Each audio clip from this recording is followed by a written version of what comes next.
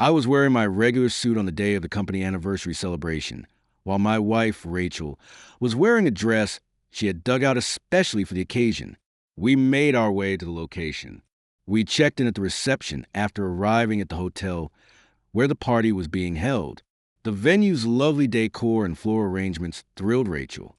I hoped the evening would go smoothly, and she was looking forward to the meal as well. However, my employer dashed that optimism. "Hey, Johnny. Hey, you're right there." Johnny saw me and hurried over to us, glancing at Rachel. "Is your parent standing with you? Avoid taking your mother to a business function." I grabbed Rachel's hand out of rage and uttered the simple words, "Let's go." I quickly heard footsteps running after us as we made our way to the exit. I turned to see my coworker, James, sprinting in our direction. He was obviously pale. A man who appeared to be in his 60s stood next to him, but the man next to James opened his mouth before I could say anything. "Rachel, is that you?" Rachel's eyes became wide with surprise. "My name is Eastwood Tommy. I lead a nice life at home with my wife, Rachel, despite the fact that we are childless, and my job is rewarding. About 5 years ago, I got to know Rachel. Actually, I started working at my current employer just a few years ago. I had previously taught in Cambodia. That's when I met Rachel. Rachel was sent to Cambodia while she was employed by a company that offers foreign aid, mostly to underdeveloped nations. It seemed to me like a fortuitous meeting.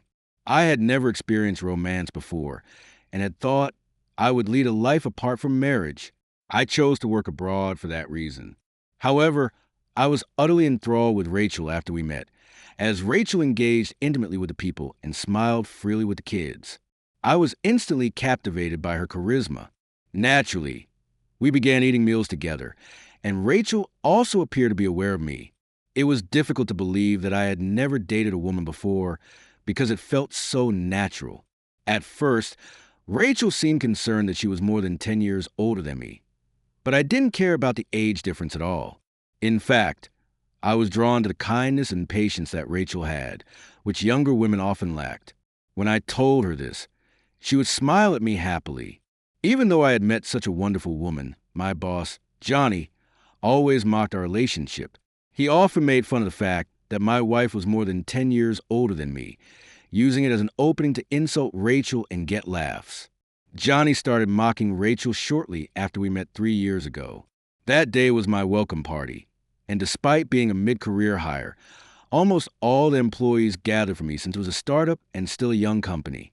There weren't many employees. Even so, I felt reassured, thinking I could quickly get used to the warm, lively atmosphere of the workplace. My confidence started to waver when Johnny, who initially seemed friendly, gradually got drunk, and his behavior began to feel off. "Tom, you said you were married, right? Show us a picture of your wife." "Sure, but don't expect a stunning beauty like your wife, Johnny." Johnny had been bragging about how young and beautiful his wife was over and over again to his subordinates. He kept saying, "I'd rather be home with my wife than with you guys," while drunkenly gushing about her. So I decided to play along and flatter him. Johnny seemed to enjoy our conversation, but when I showed him a picture of Rachel, he spat out his drink. "This is your wife? She's so thin, she's almost black. She looks like an African American, and she looks more like your mom than your wife. Do you call her mom when you get home?" Johnny started passing Rachel's photo around to the subordinates, making her the butt of his joke. Rachel did spend a lot of time outdoors interacting with locals, so she was quite tanned. However, being mocked for her appearance with a comment like, "She looks like an African American," was deeply upsetting. The employees, seeing Johnny's reaction, glanced at me and nodded in agreement, tried to stay on his good side, even though they probably felt bad for me. They couldn't defy Johnny, their boss. I felt a mix of anger toward Johnny and guilt toward the other employees for putting them in such an awkward position. But it's not all about looks. I'm sure you understand once you meet her. I tried to keep my frustration in check as I said that. Johnny, however, made things worse. "What are you talking about? I wouldn't want to meet her even if you paid me. She'd probably make me feel old." He then pulled out his smartphone and showed us a picture of his wife. The employees responded with gasps of admiration. To me, it seemed like they were just trying to stay on Johnny's good side as usual. Johnny probably bragged about his wife all the time, and employees were likely fed up with it, though they reacted positively. Their expression suggested they were tired of his stories. A girl has to be young and beautiful, right? Look at Tom. He's only been here a few days, but he always stays late. With a wife that unattractive, no wonder he doesn't want to go home early. Johnny laughed loudly and finished his beer as he said that. An employee nearby ordered a new drink, and Johnny nodded with satisfaction while holding his glass. I'm in management, so I can't leave early, but I'd almost trade places with Tom, who doesn't want to go home. Learn the job quickly and get promoted soon, all right? Johnny slurred, emptied his glass, and headed to the restroom. The sympathetic looks from the employees were painfully obvious. From that day on, every time Johnny saw me, he would start by mocking Rachel.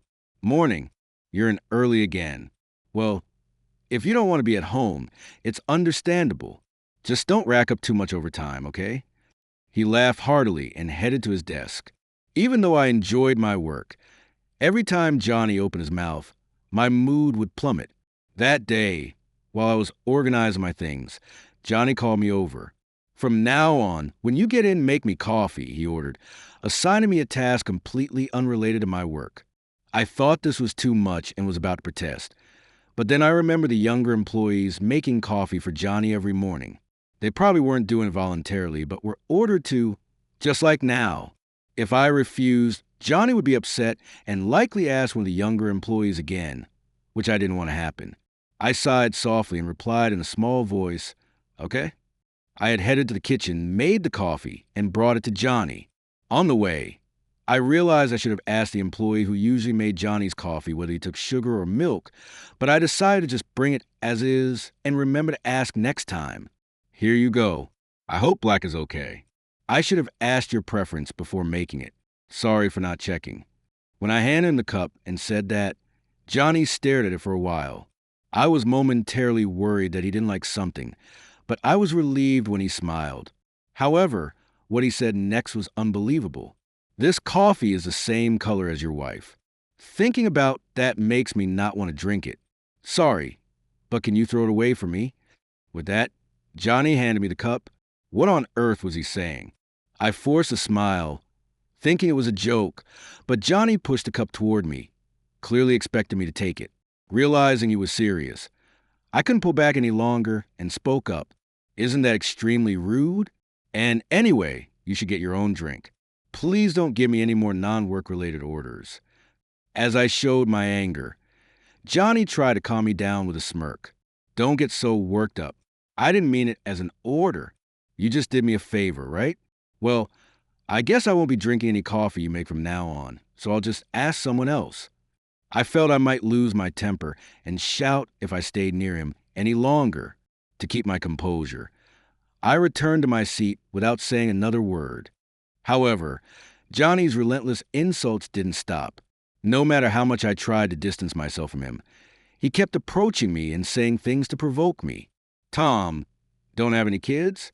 Well, you got married late, and you married someone as old as your mom. I guess kids are out of the question. In this day and age, anyone with common sense would find such a statement unacceptable. It seemed like Johnny either lacked that sense or was deliberately trying to hurt me. I tried to ignore it, but his words still stung. Rachel and I both love children, but as Johnny pointed out, we are indeed too old to be having kids. I can't risk Rachel's health. Although we haven't had a serious discussion about it, we both know deep down that having children might not be possible for us. That's why Johnny's words hurt me so much. It made me sad to hear them. I could feel the sympathetic looks from the nearby employees. Whether it was because of Johnny's rude behavior or seeing how deeply shocked I was, I couldn't tell. I just knew that despite being passionate about my work, I was starting to feel increasingly uncomfortable. The harassment from Johnny continued, but I stayed with the company. Sure, he often bothered me before and after work hours or during breaks, but once work started, I could immerse myself in my tasks. I was satisfied with that. Over time, I probably developed the skill to tune out anything unrelated to my work that Johnny said. Lately, I found myself getting less irritated by him. One day, Johnny asked me about the upcoming company anniversary party. Tom, can your wife make it to the company's anniversary party this weekend? For the 10th anniversary of the company's founding, we were allowed to invite spouses and children. Although it's now easy to start a startup company, many companies still fail and go bankrupt. It's impressive that this company has lasted 10 years and looks set to continue growing steadily. I enjoy the work itself and hope this lifestyle continues. But bringing Rachel is a different story. Thinking back on my interactions with Johnny, I'm sure Rachel would only get hurt.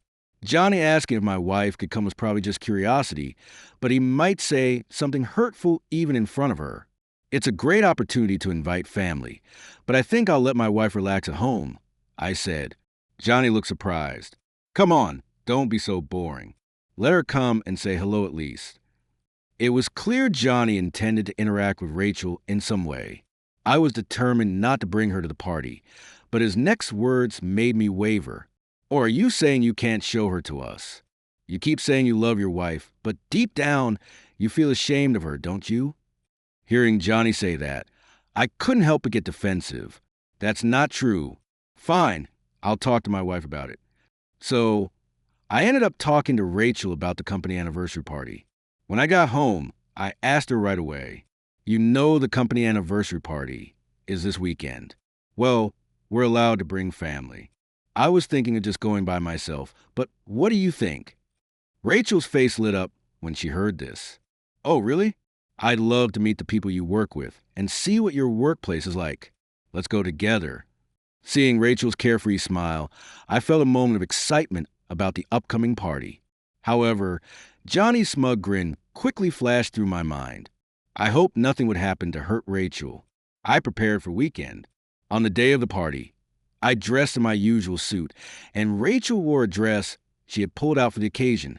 We headed to the hotel where the party was being held and checked in at the reception. Rachel was delighted by the flowers and beautiful decorations in the venue. She was also looking forward to a meal, and I hoped the evening would pass peacefully. But that hope was shattered by Johnny. Hey, Tom, there you are. Johnny spotted me and jogged over, looking at Rachel. Is that your parent next to you? Don't bring your mom to a company party. He had already seen Rachel's photo, so there was no way he could make that mistake. Rachel, however, didn't seem to catch Johnny's meanness and responded with a smile.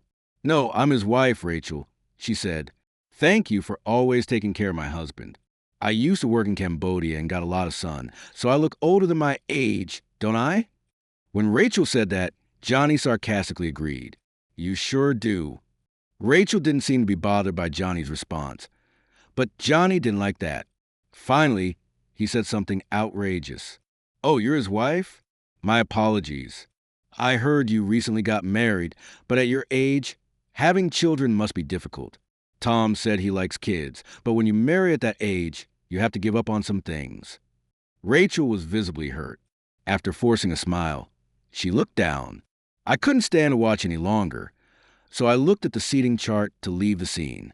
Well, we'll be going now. Thank you for tonight. Johnny didn't let me leave, though, and continued with his usual relentless insults. By the way, this party is only for spouses and kids, right? Hope there won't be any misunderstandings.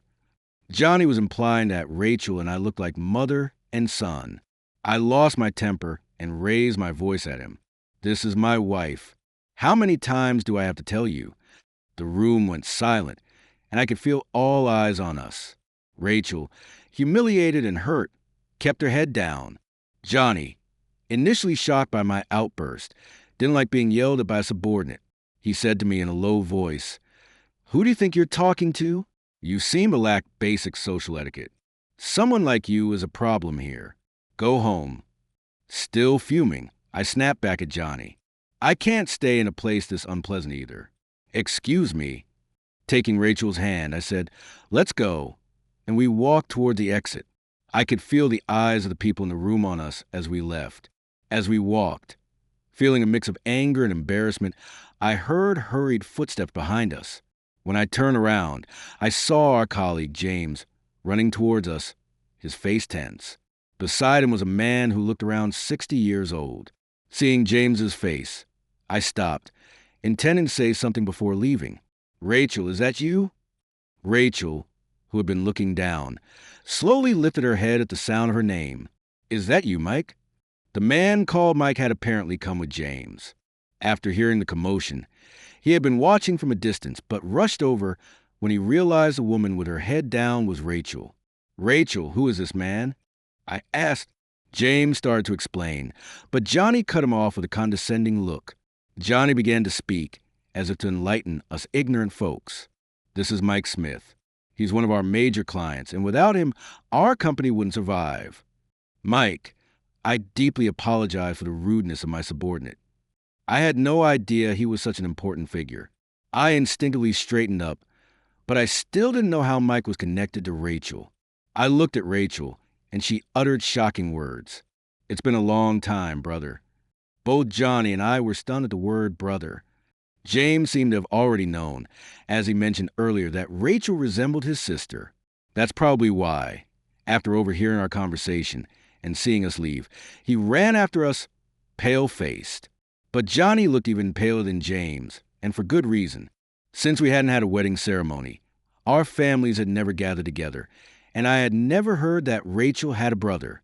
Besides, Mike seemed much older than Rachel. When I looked at Rachel for an explanation, she began to speak about her past. I had met Rachel's parents directly, but it turned out that her mother was actually her father's second wife. Rachel's father had lost his first wife to illness, and they had a son who was already in elementary school at that time. That son was Mike. So, Mike and Rachel were half-siblings. Rachel and I have a big age gap, but she's my dear sister. "Hearing such awful things said about her makes my heart ache," Mike said. Johnny visibly shrank under Mike's intense gaze. "I was just trying to communicate. You know, Tom, we talk like this all the time, right?" Johnny looked at me, desperately seeking support, but there was no way I would agree with him. "Of course not. In this case, he has deeply hurt Rachel. Such behavior is never acceptable." I continued. "I've heard those kinds of comments from Johnny regularly. Every time, I felt uncomfortable, but I've managed to endure it. If you ask other employees, they'll tell you the same thing. Johnny's behavior is beyond unacceptable." Hey, what's with the sudden turn? Guys make dumb jokes like that all the time. Johnny tried to justify himself, but Mike cut him off. "Do you not know how to communicate properly? How can I trust a company where someone like you is in management? This also relates to compliance issues." Hearing this, James started sweating. Johnny, even more flustered, desperately tried to defend himself. "I deeply apologize for causing any discomfort. I assure you there are no issues with our company's culture. You can trust us. I have no intention of listening to someone who casually makes such comments." Mike turned his attention to James as he said that sharply. "Let me be clear. Your employee just made problematic remarks right in front of me. How you handle the situation will determine whether I can trust your company or not." It was clear that Mike was demanding severe punishment for Johnny. Indeed, any company that sweeps such incidents under the rug is bound to decline eventually. Although I hadn't reported Johnny's behavior myself, I hoped James would take decisive action. Just as James was hesitating, a cheerful voice interrupted. "What's going on here?" A stylish woman walked up to Johnny and linked arms with him. As soon as I saw her face, I knew who she was: Johnny's wife. Normally, Johnny would be bragging to me about his wife, but this was clearly not the right moment for that. Instead, Johnny looked visibly annoyed by her presence. "Are these the people you were talking about? The couple with the big age gap?" She started to say something, looking at us with a mocking expression. "Just shut up and go over there." Johnny shouted at her. I could easily imagine them at home, making fun of us and using us as fodder for their jokes over drinks. The image came to mind effortlessly. After Johnny's wife left, James cleared his throat to get our attention. "Mike is right. We need to clarify the facts and proceed with an investigation that could lead to disciplinary dismissal." James wiped the sweat from his forehead as he said that. Hearing this, Mike nodded slowly. "If your company handles misconduct this seriously, I can trust you moving forward. Since this involved my family, I would appreciate a follow-up report," Mike continued. "I apologize, but I'll be leaving now," he added. Then he headed toward the exit, his posture showing that he was trying hard to control his anger. James hurriedly followed him to the exit, while Johnny watched in shock. In the end, Rachel and I also left the party and decided to have dinner at another hotel. Since we had dressed up for the occasion, we thought we might as well enjoy a nice meal instead of heading straight home. As we toasted with our drinks, I spoke to Rachel. "I'm sorry for ruining your night. I enjoy my job, but that guy really causes me problems." When I apologized, Rachel shook her head apologetically. "I'm sorry too. I'm sure I made you feel ashamed because of me." I had never seen Rachel, usually so cheerful, blame herself like this. "It doesn't matter what others say. I fell for your smile and your inner self." Rachel finally smiled and said, "Thank you." Then I asked her something that had been on my mind. "By the way, you seem quite close to Mike, but I've never heard you talk about him. Can you tell me more about you two?" "Sure. I'm sorry I never mentioned it. It's not that I wanted to hide it." Rachel began to talk about her feelings. By the time Rachel was old enough to remember, Mike was already in high school. When she was told that Mike was her half-brother, Rachel felt as if her mother only loved her. Rachel had always felt guilty about Mike and, because she admired him, thought it would be better for her to stay away from him. That's why she decided from a young age that she would work overseas in the future. Since she started working overseas, Rachel hardly ever returned to the U.S., and she couldn't even remember the last time she saw Mike. I was genuinely surprised to hear this. But Mike really cares about you, Rachel. Maybe you don't need to be so hard on yourself for his sake. Rachel thought for a moment and then said, "You're right." She took a sip from her glass. The week after the party, an internal consultation office and an investigation committee were established to address the issue with Johnny. The committee quickly uncovered Johnny's previous misconduct through interviews. Within a few months, Johnny stopped coming to work without notice, likely having been either fired or resigned voluntarily. Oddly enough, I felt a bit sorry for him, but I reminded myself that I wasn't the only one he had hurt, and he deserved the consequences. I hoped he would learn from his mistakes at his next job. With Johnny gone, I've been able to work under a new boss without much stress. My relationship with Rachel remains strong, and I'm very satisfied both personally and professionally. One day, while we were enjoying our usual routine, Rachel came to me with a proposal. "We've had dinner with my parents, but would you like to have dinner with my brother Mike?" I readily agreed to Rachel's suggestion. I had been curious about how their relationship had developed, but I hadn't asked. Since Rachel was ready to have dinner with him, she must have come to terms with everything. I looked forward to the day when the three of us would have dinner together. A few weeks later, the dinner happened. "Thank you for today. My name is Tom Wilson. Thank you for coming. Let's keep it casual today," Mike said with a smile as he turned to Rachel. I was surprised when I heard Mike ask, "I was surprised when I heard you suddenly went overseas for work and lost contact. Why do you always run away?" Prompted by Mike's question, Rachel shared the feelings she had once confided in me. How it felt to suddenly have a brother. How she felt like all her mother's love was directed only at her, making her feel guilty. And how she decided to leave because she remembered Mike being unhappy at home. Mike listened intently and finally smiled. Maybe it was just adolescent awkwardness. Sure, there were times I didn't handle things maturely, but I was happy to have a sister. That feeling has never changed. Plus, Mom showed me love even though I wasn't her biological son. Hearing those words, Rachel looked relieved. Most importantly, we're each other's only siblings. Let's work together from now on. And Tom, as my relative, I'm counting on you too. We raised our glasses again, confirming our bond, and toasted once more.